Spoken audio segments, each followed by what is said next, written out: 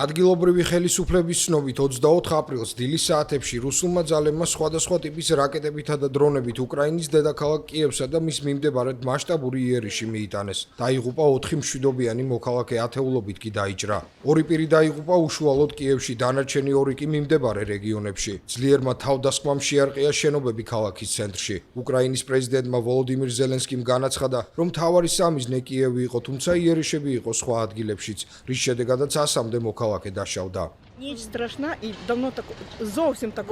საშინელი ღამე იყო. მთელი ომის განმავლობაში მსგავსი რამ არასდროს მომხდარა. რატომღაც ცოტა უგულებელ ვყავით განგაში, მაგრამ ღმერთს მადლობა, რომ არავინ დაშავებულა და რომ ღამე იყო. დღისით რომ მომხდარიყო, ბევრი ადამიანი დაშავდებოდა. ალბათ ყველა იქ დაიწვებოდა, რადგან ეს ძალიან ძლიერი დარტყმები იყო. ზიანი მიადგა დედაქალაქის სულ მცირე 9 რაიონს. დაზიანებულია სამთავრობო და საცხოვრებელი შენობები და სხვადასხვა სამოქალაქო ინფრასტრუქტურა. აფეთქების ხმა გავიგე, ძაღლის გამოსაყვანად გავაგდი. მე დერეფანში ვიყავი და მას ოთახში უნდოდა. აფეთქების ხმა როცა გავიგე, ეგრევე მის გამოსაყვანად გავაგდი. შემდეგ კიდევ ერთი აფეთქება მოხდა და აფეთქების ტალღის შედეგად მე და ძაღლი უკან დავეცით.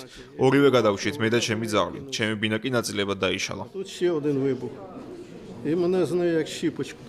უკრაინის პრეზიდენტ ვოლოდიმირ ზელენსკის თქმით, რუსეთმა თავდასხმის დროს გამოიყენა ბირთვული შესაძლებლობის მქონე რაკეტა ორეშნიკი. რუსეთის თავდაცვის სამინისტრომაც დაადასტურა ეს ინფორმაცია. ორეშნიკი პირველად უკრაინის ქალაქ დნიპროს წინააღმდეგ 2024 წლის ნოემბერში გამოიყენეს, მეორედ კი იანვარში დასავლეთ ლვივის რეგიონში. რუსეთმა გააფრთხილა უკრაინა, რომ გარდაუვალ და მკაცრ პასუხს მიიღებდა უკრაინის მიერ სტარობილსკში სასწავლებლის საერთო საცხოვრებელზე სავარაუდო დარტყმისთვის, რომლის დროსაც მოსკოვის თქმით 21 ადამიანი დაიღუპა.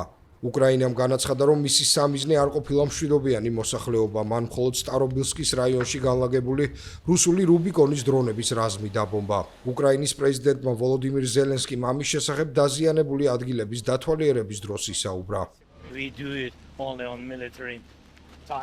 ჩვენ იერიში მიგვაქვს მხოლოდ სამხედრო სამიზნეებზე, რუსეთის სამხედრო ან დრონების წარმოებაზე ან მის ენერგოსექტორზე. როდესაც ისინი ენერგიას ყიდიან, ამით ისინი მხარს უჭერენ თავიანთ არმიას.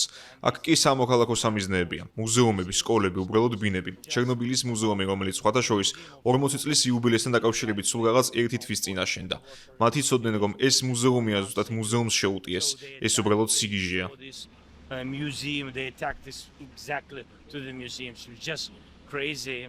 2022 წელს სრულმასშტაბიანი შეტევის დაწყებიდან მოსკოვი უკრაინას თითქმის ყოველდღიურად ესხმოდა თავს რაკეტებითა და დრონებით, რაც ხშირად სამოქალაქო ინფრასტრუქტურას აზიანებს და მშვიდობიან მოსახლეობაში მსხვერპლს იწვევს.